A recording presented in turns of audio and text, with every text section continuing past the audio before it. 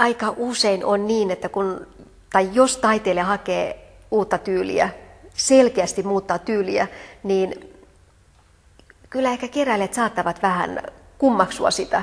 Et voi olla, että siitä tulee jonkinnäköinen hinnoissa sen stabilointi. Ja saattaa olla, että jos taiteilija hakee esimerkiksi uutta tekniikkaa, niin hän joutuu vähän opiskelemaan sitä, hiomaan sitä omaa tyyliään. Ja voi olla, että sen näkyy kyllä jonkin verran myös teosten hinnoissa ja niin kuin kiinnostuksen määrässä.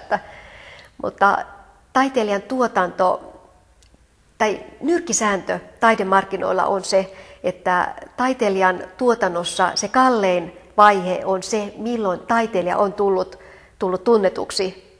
Eli tavallaan se tyyli, missä taiteilija on tullut tunnetuksi. Ja erityisen herkullisia ovat ne teokset, jotka orastavat taiteilijan sitä tulevaa suosittua tyyliä.